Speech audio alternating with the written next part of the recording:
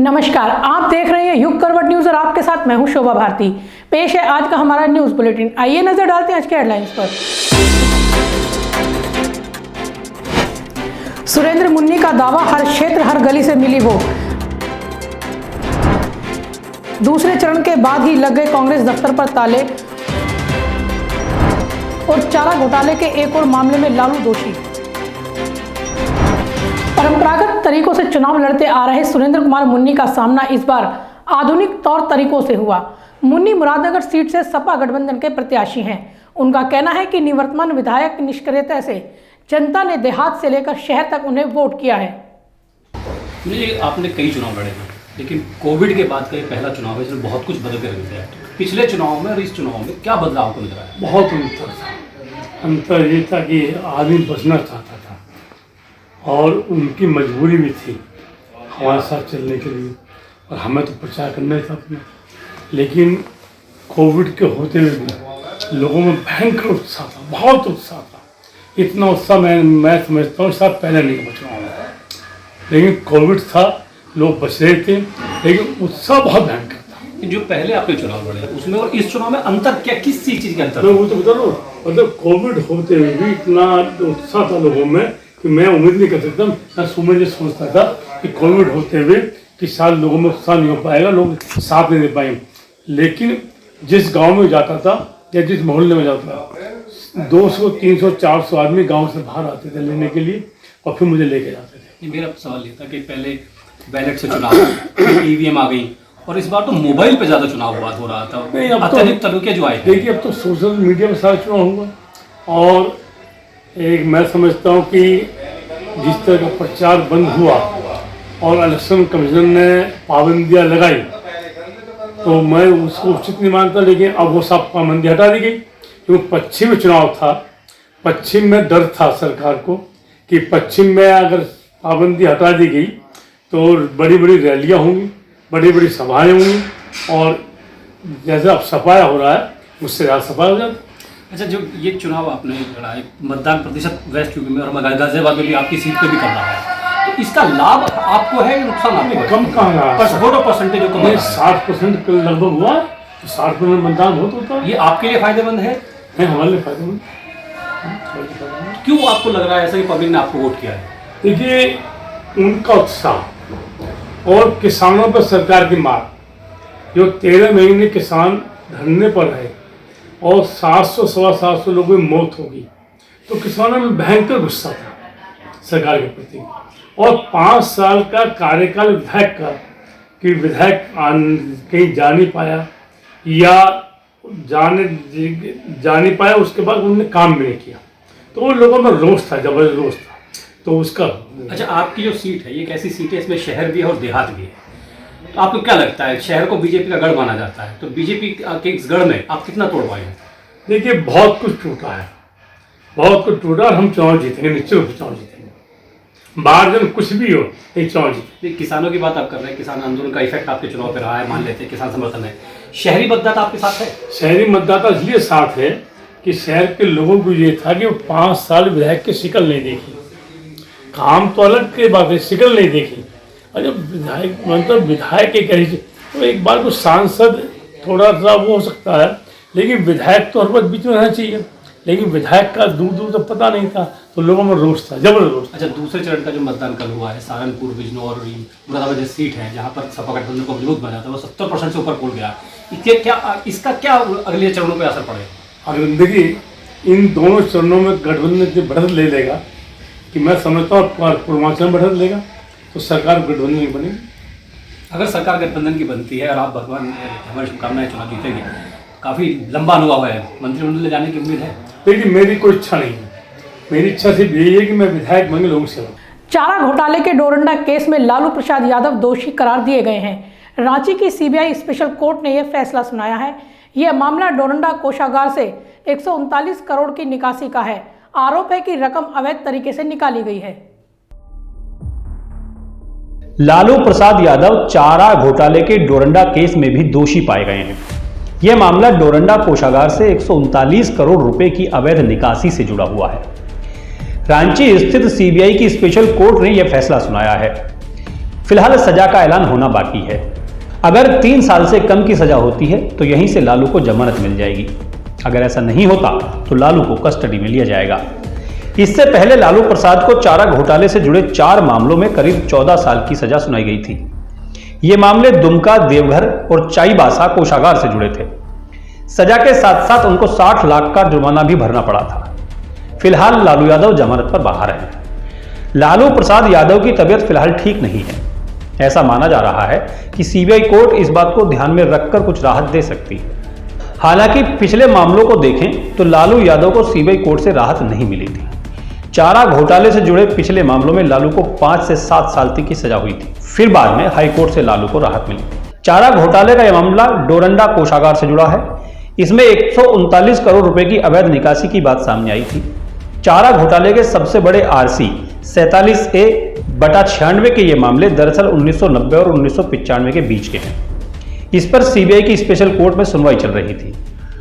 पूर्व में चारा घोटाले के अलग अलग मामलों में फिलहाल लालू यादव को हाई कोर्ट से जमानत मिली हुई है।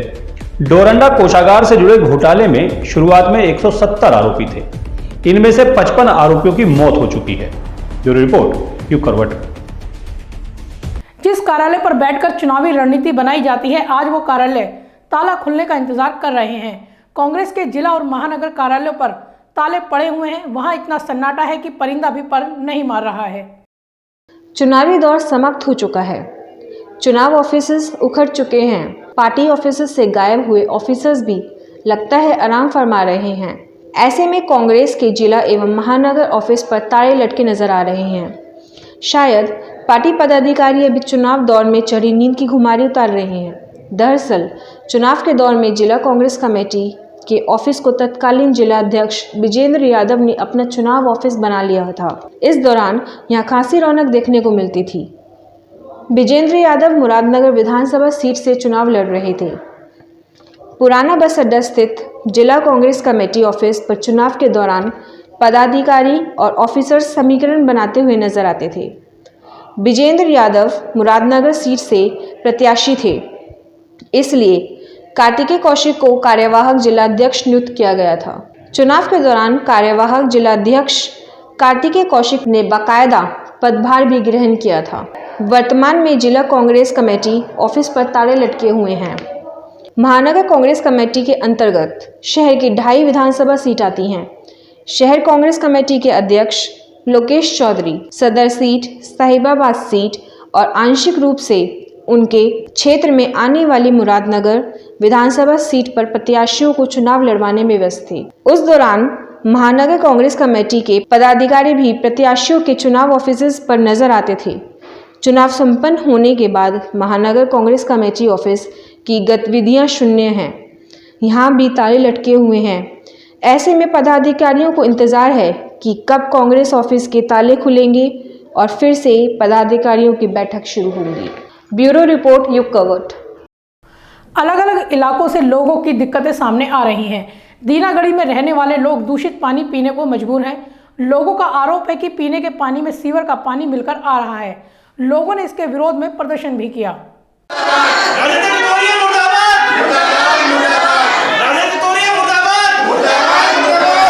नगर निगम, ये गाजियाबाद नगर निगम के वार्ड 8 दीनागढ़ी के लोग हैं। इनकी परेशानी यह है कि इस इलाके में पीने का दूषित पानी आ रहा है। लोगों का कहना है कि पीने के पानी में सीवर मिलकर आ रहा है। इतना ही नहीं, नगर निगम कूड़ा इकट्ठा करने का बिल भी भेज रहा है।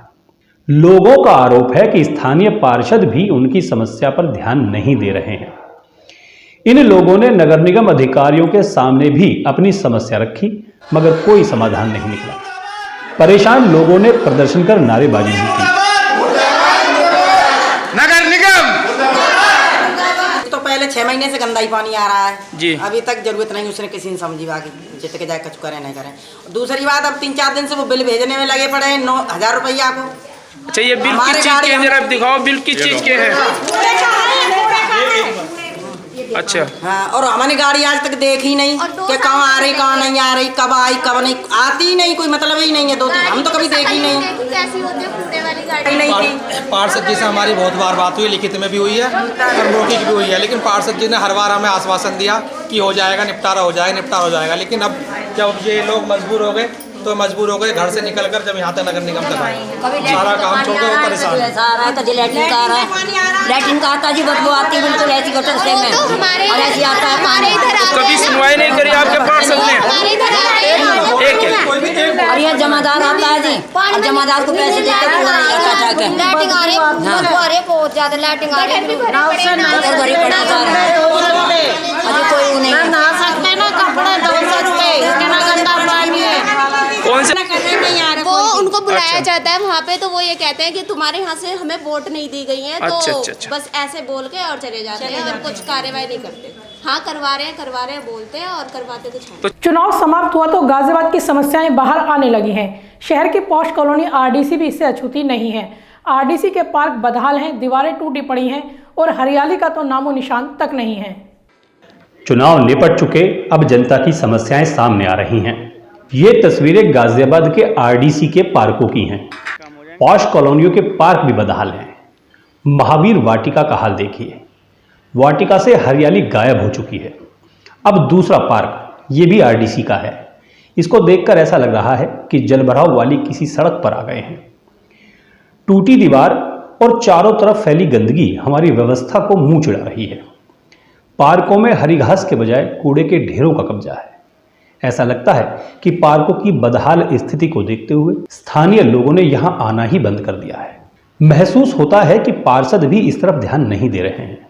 नगर निगम की उपेक्षा तो साफ ही नजर आ रही है। ब्यूरो रिपोर्ट, युग करवट।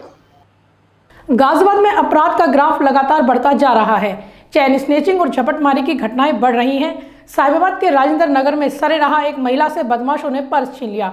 घटना सीसीटीवी में दर्ज हो गई। देखो, हमने सोचा कि यहाँ गाड़ी पार्क करेगा ये, देखो क्या झटका मारा, और ऐसे भी नहीं कि मैं लटका के चल रही थी पर्स। अब आएगा पीछे से। देखो, हमने सोचा कि यहाँ गाड़ी पार्क करेगा ये, देखो क्या झटका मारा, और ऐसे भी नहीं कि मैं लटका के चल रही थी पर्स। आगरा में हिंदूवादी संगठन के लोगों ने जमकर हंगामा किया। उन्होंने पार्क में बैठे लड़के लड़कियों से बदसलूकी भी की। वीडियो सामने आने के बाद पुलिस ने रिपोर्ट दर्ज की। अब आरोपियों की तलाश की जा रही है। कौन से फोटो मार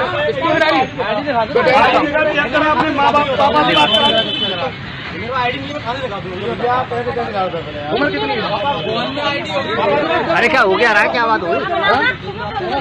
आप भैया आप जाइए, तो आप भी तो खड़े हो, आप जाइए भैया, आज बोल रहे हैं, इसमें बात नहीं है, आप भी तो खड़े। आपकी लड़की अगर चाहेगी कि काम करने आप जाइए, तो मुझे क्या समझ, मैं भी तो आपसे बात ही कर रहा हूँ।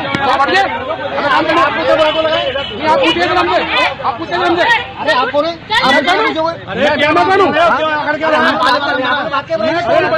हम दोनों आपस में बात करेंगे। वही वाली बात, आपकी लड़की का मतलब। आज थाना हरि पर्वत अंतर्गत पालीवाल पार्क में कुछ लड़के और लड़कियां बैठी हुई थी। बजरंग दल के कुछ कार्यकर्ता वहां पर पहुंचे और उनके साथ अभद्रता की गई। इस संबंध में थाना हरि पर्वत में मुकदमा पंजीकृत किया गया है और वैधानिक कार्रवाई की जा रही है। कर्नाटक का हिजाब विवाद लगातार चर्चा में बना हुआ है। अब इससे किसान नेता राकेश टिकैत भी जुड़ गए हैं। उन्होंने कहा कि जनता को हिसाब नहीं, हिसाब की जरूरत है, जो भाजपा को देना है। उन्होंने बैंक घोटाले का हिसाब देने की मांग की। लेके जो है हिजाब पे तो कहा कि हिजाब पे नहीं, हिसाब पे बात हो, बैंक के घोटाले पे बात हो। अब तो बात उस पर होनी चाहिए। हिजाब का तो इशू खत्म हो गया, अब तो हिसाब का होगा। जो वहां से जो पैसे लेकर भागे सारे गुजरात से, देश को लूट लिया, इस तरह की सरकार आ गई, जनता को दूसरे इशू पर लगा दिया, उनको धार्मिक और जातिवाद पर लगा दिया और देश को बर्बाद कर दिया। इस तरह की सरकार से भाई क्वेश्चन करना जनता का सवाल बनता है। जो सरकार दिल्ली में नहीं मिली, हो सकता है को गांव में मिल जाए इनको, किसी किसान को, उससे सवाल जवाब जरूर करें। केजरीवाल की नई शराब नीति का दिल्ली में विरोध हो रहा है। यह मामला राजनीतिक मुद्दा भी बन चुका है। आज सैकड़ों लोगों ने केजरीवाल की नई शराब नीति के विरोध में उनके घर के सामने प्रदर्शन किया। केजरीवाल को चेतावनी देना चाहते हैं, आने वाले नगर निगम चुनाव में इस चीज का खामियाजा भुगतना पड़ेगा केजरीवाल को। और आज सबसे बड़ी बात यह है, 15 साल कांग्रेस का शासन रहा, कांग्रेस ने अधिकार दिल्ली में। तो फिलहाल आज के लिए इतना ही। गाजियाबाद और आसपास की खबरों के लिए देखते रहिए युग करवट और विस्तार से खबरों को जानने के लिए पढ़िए युग करवट न्यूज़पेपर। सब्सक्राइब कीजिए युग करवट। नमस्कार।